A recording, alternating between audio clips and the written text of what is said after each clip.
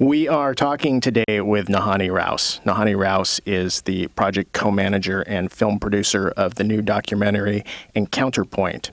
Nahanni moved to Jerusalem in June 2002 with a year-long Dorat Fellowship to intern with National Public Radio reporter Linda Gradstein, volunteer at Seeds of Peace, and study Hebrew and Jewish texts. Before coming to Jerusalem, Nahanni worked as a producer, writer, and reporter for WBUR Boston and WRNI Rhode Island public radio stations, and traveled across the United States in the fall of 2001, interviewing Americans about their reactions to September 11th. If you would begin, tell us how you got involved in making Encounterpoint. I was living and working in Jerusalem on a fellowship. I was working with the National Public Radio reporter there, Linda Gradstein, and I was volunteering part-time at Seeds of Peace, which is a coexistence organization for Israeli and Palestinian youth. And at the end of that fellowship year, I was looking for a new project, and I met the director of Just Vision and the director of Encounterpoint, Ronit Avni. And the project sounded like a real perfect synthesis to me between the journalism that I was doing and the peace activism that I was getting involved with. The project was essentially to start researching the range of Israeli and Palestinian grassroots peace and nonviolence activities that were going on for the Just Vision project and also for the documentary Encounterpoint. I should probably explain a little bit the connection between those two, the organization and the film. Just Vision's mission is to empower Israelis and Palestinians working at a grassroots level for peace and nonviolence by bringing their stories to larger audiences through media and through education. And in order to do that, we've researched and gathered stories of dozens of activists. And on our website, justvision.org, you can read in depth some of these interviews. There are 50 online right now, and eventually we'll have 180. The idea being to show a real spectrum of types of activities and strategies and backgrounds that people come from in order to do this work. And then out of that research, we picked several of those stories which we would focus on for the documentary, which became Encounterpoint. So all of that research started several months prior to when we started filming, which was December 2003. And how did you select the people that you did for the film itself? We wanted to find stories that would be really compelling on film out of, that range of people doing grassroots work. Some of them were doing projects that looked much, much more exciting on film, and others were doing projects that were better explained in long-form audio or, transcribed text interviews where they could go much more in depth. So the stories that we picked are people that are still in sort of transformative stages in their life where either going through emotionally really trying times or taking their activism in new directions or really expanding their work in some ways. And I think one of the things that we really made an effort to do is establish relationships of trust with the people that we would be filming before we even ever turned on the cameras. So these were people that we really knew pretty well by the time you see them on camera.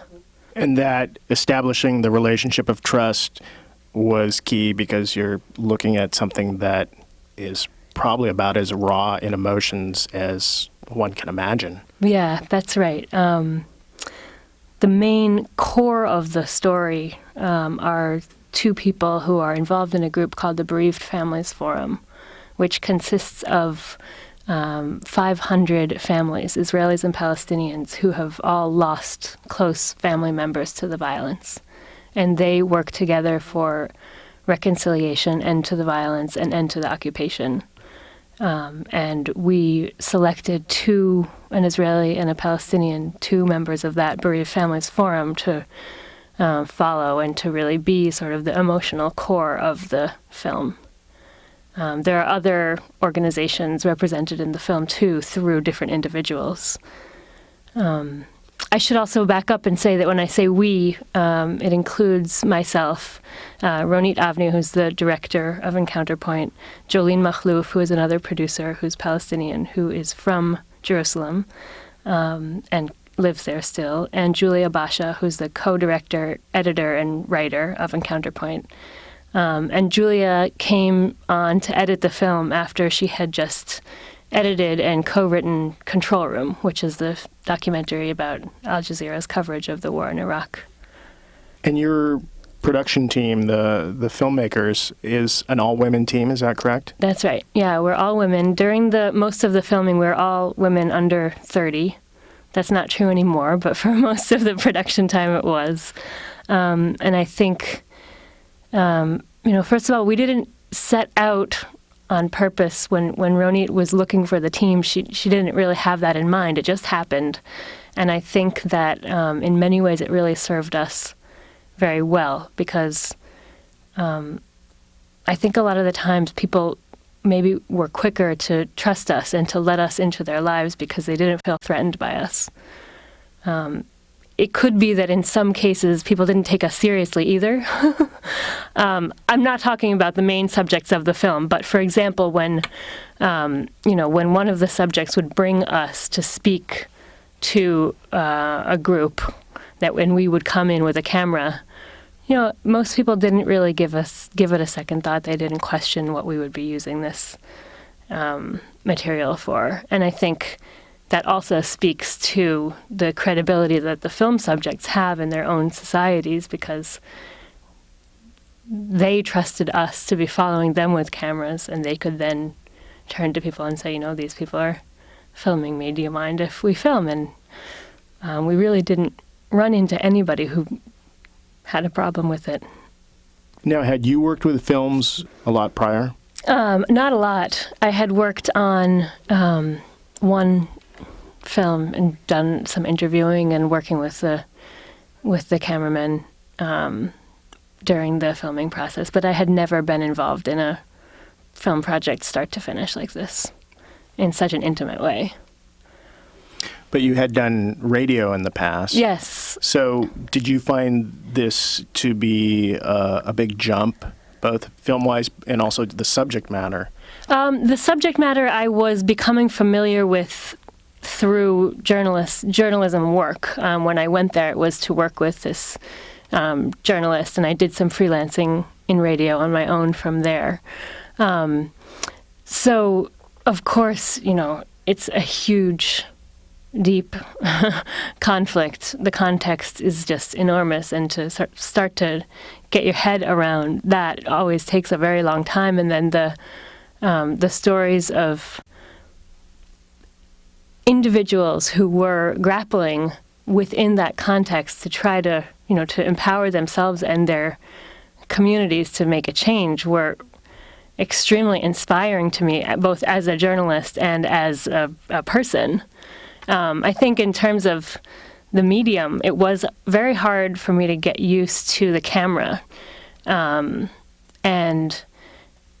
it was hard at the beginning because I didn't feel entirely comfortable with this enormous piece of machinery, which required another person in the room to operate it. I was used to going around with my tiny little mini disc, which is, 2 inches by 2 inches, and a tiny little microphone, and putting it on the table and then forgetting about it and conducting an interview. So all of a sudden there's this equipment and a team. And in order to make the person that you're interviewing feel comfortable, you really have to be comfortable yourself. So it definitely took me a little while to get used to that. But we also filmed in a much more sort of verite style. We didn't do a whole lot of sit-down interviews in a quiet room with a camera and lights. We actually only used lights once, and it was a disaster. The Sami Al-Jundi, who we were interviewing, just kept on rubbing his eyes and just complaining that he was going blind. We did much more sort of filming on the street when people were on the go. We filmed a lot of people while they were driving, people in conversation with others. And that actually started to feel much more natural to me, even though, sometimes you would think it's not so natural to have a camera in the middle of a real situation. But people quickly, people surprised me in how quickly they would forget about the presence of the camera or just be very at ease with it and carry on. I think it's because the subject of the conversation was so deep and serious, that's what people were really focused on. So talk about the subject itself. It's the process of peace. It's something that seems to get token mention in corporate media. Was that one of the reasons why you and your group chose to focus on that? Definitely. We feel like in this conflict, the extremes on both sides get the bulk of the media attention. And the politicians, get their fair share of time in the media also. And what's really lacking is the picture of people who are doing constructive, difficult, time-consuming, and often very long-term, slow work together for change. And that without seeing the images of those people and without knowing their stories, people can't support them. So we're very much trying to fill what we see as a gap in media coverage. And also focusing on the fact that it's grassroots. It's coming from the people themselves there. Right. We definitely don't think that the grassroots on its own, I'll do that again, every indication of why previous peace processes failed was that there was no traction for them on the grassroots, that people were not prepared to accept and hadn't been included in the process. And so we feel that what's happening on the grassroots and is actually happening, just receiving, falling under the radar, is crucial to any political peace agreement ever taking hold there. And I don't think that what's happening, I don't think that the solution will come strictly from the grassroots. I think that the grassroots have to influence their respective leaders and pressure them to make a political agreement. And I think that the political agreement is also absolutely necessary. Talk about the Bereaved Families Forum. Do you know how it came about? It was founded by a man named Yitzhak Frankenthal, who is an Orthodox Israeli man whose son was kidnapped and killed by Hamas in Gaza when he was a soldier in Gaza. And Yitzhak Frankenthal essentially went through a decade's worth of newspapers, pulled out the names of every bereaved Israeli family that he could find, wrote letters to all of them, and said, "Our children were killed because there's no peace, and I want to work to put a stop to this violence. Will you join me?" And from that group of letters, he got several dozen responses. And I think his initial group was, maybe 40 or 50 families. I have to check the numbers exactly, but then they reached out to families in Gaza who had also lost children in the violence. And they started jointly meeting together. Since then, it has grown to 500 families. There is now an active Palestinian half of the organization that has its own offices and is now coming under the umbrella of a new organization called The Way, which Ali Abu Awad, who's one of the main characters in our film in Counterpoint, has started to be an umbrella over all of the Palestinian nonviolence and peace organizations. So that's really helping to give the Bereaved Families Forum credibility on the Palestinian side, because it's no longer just an organization that was started by Israelis, which has Palestinian members, but it's an organization that really has two independent and cooperating offices. Can you give us a sense for how widespread the grassroots peace movement is in Palestine and Israel?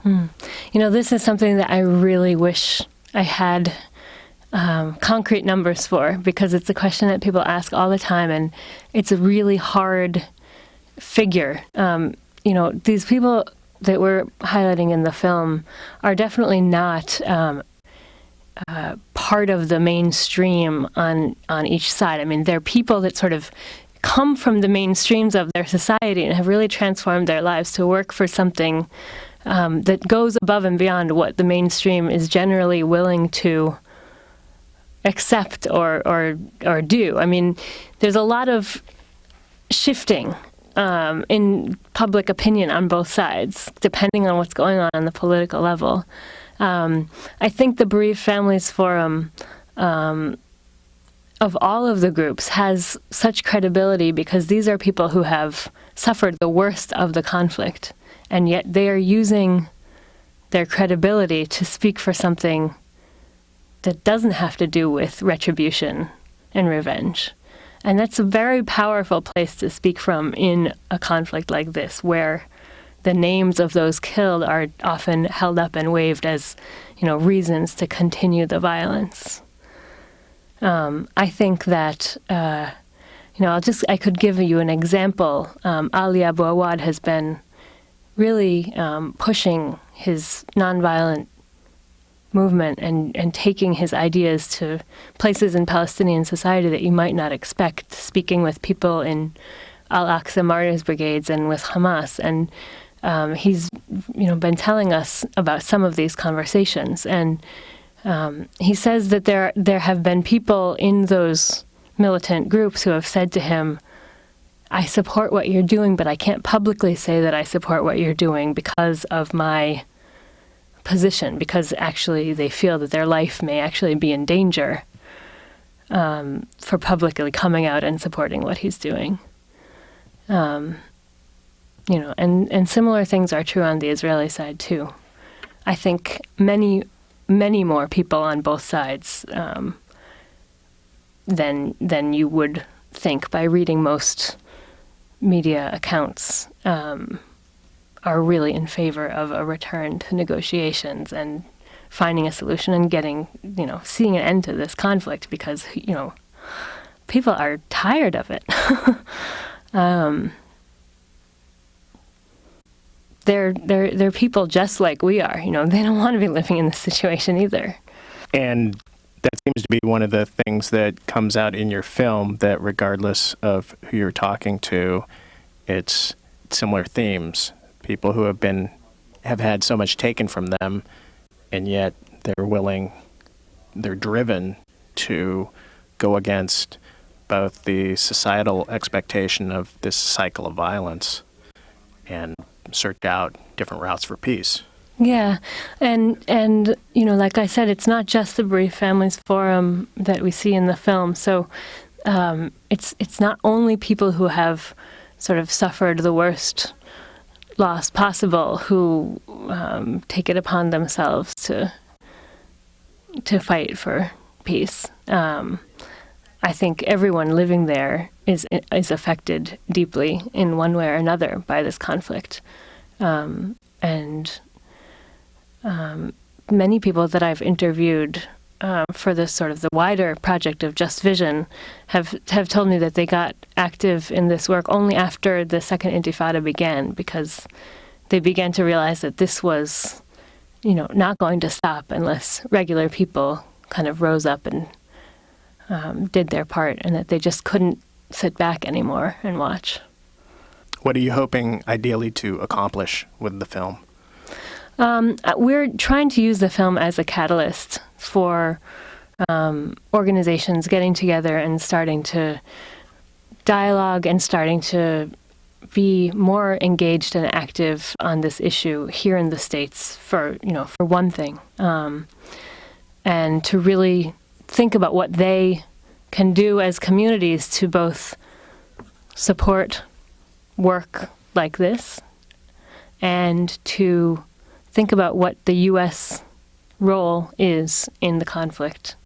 We're not prescribing any particular solution or any particular action through this film, but we are telling people that it's people's responsibility, and that, implicitly, that Americans have a big responsibility in the Middle East because of our government's role, and that we want people to pay more attention to that and to try to leverage policymakers to be more constructive and even-handed in their approach to what happens in Israel and Palestine. The film is not only intended for a U.S. audience, though. We're showing it in Israel and Palestine. We're showing it all over the Arab world in the next few months, because Al Arabiya, which is the second most watched Arab satellite channel, has bought the rights to screen the film, which we're really excited about. And we hope, among Israelis and Palestinians, often people even living there don't realize that this work is going on in their own backyards. And sometimes even people doing this work don't realize that they have more partners than they think. And this film is already being used as a tool by people doing this work as a sort of as a starting point to introduce some of these ideas to wider publics there. So we really see the film as a catalyst for more. We don't see it as a summary of what this conflict is about or what the solution is.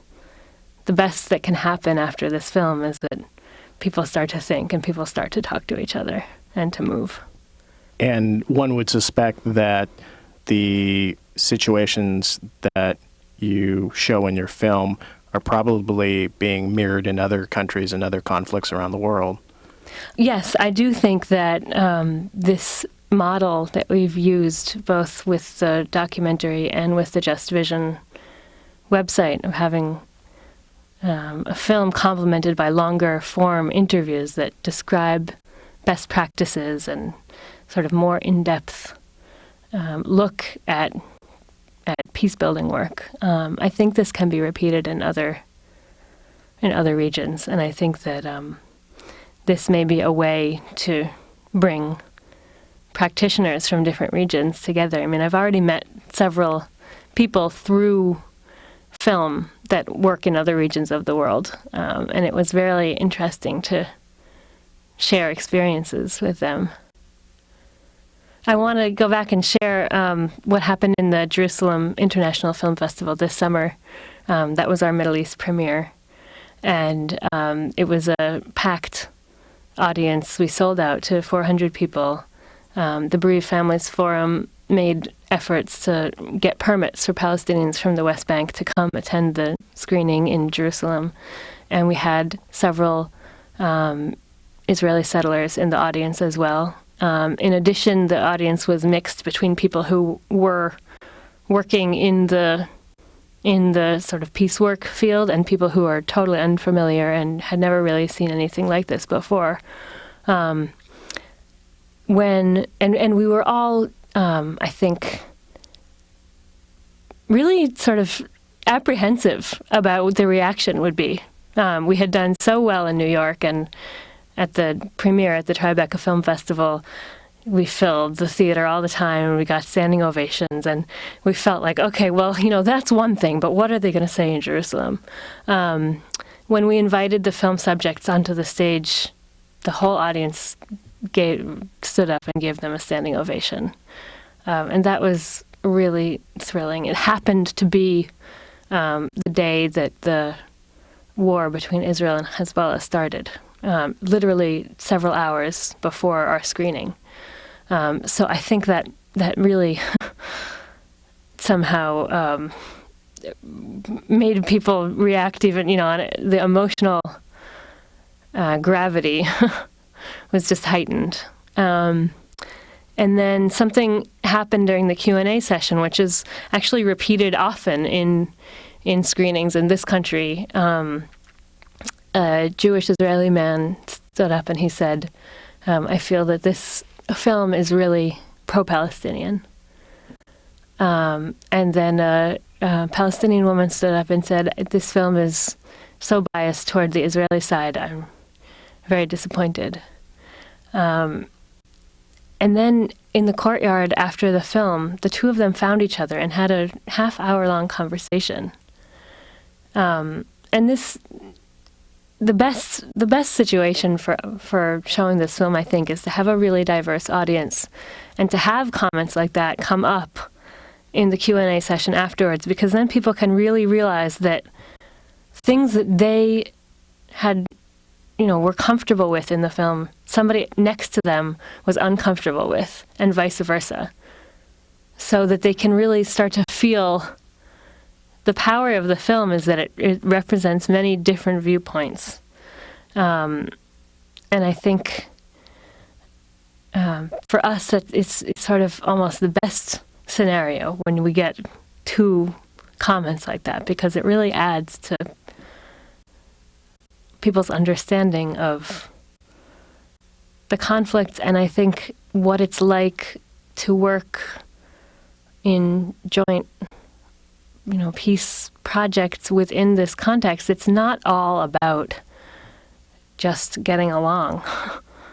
It's about seeing multiple perspectives and agreeing to disagree and to work together anyway. All right. By the time we air this interview, unfortunately in Seattle, your showings, you will have left town and moved on to your next locale. So how can people in Seattle and or people in other cities get a showing in their towns? Well, what we've done in Seattle has been really fantastic, and we'd like to repeat this, over and over across the country. Basically, the screenings have been organized by a coalition of about 12 different local organizations, Arab, Jewish, Christian, Israeli organizations, Palestinian organizations, and the World Affairs Council has sort of been the umbrella over this whole thing. And it's meant that we have really diverse audiences, that these groups in the community who are already mobilized around this issue have had a chance to come together. Some of them have really thanked us for giving them the opportunity to have something to work together on, because it may be the first time for some of them to really pursue a project together. And we hope that this happens in other cities. We're trying to facilitate this kind of cooperation in every screening that we do. We can come back to Seattle and do more community screenings in the future. We're doing all the distribution ourselves as filmmakers, and we're really relying on communities to bring the film to themselves and to organize around the film. And that's, while it's definitely more work, it's been very empowering, I think, for the communities that do it. And it's a reflection of the grassroots activism in the film, that people are taking their own initiative. And it means that we get very diverse audiences when we have multiple organizations co-sponsoring screenings, which is very exciting, and we hope that the partnerships continue. All right. Well, unfortunately, we are out of time. I want to thank you very much for spending time with us today. Thank you.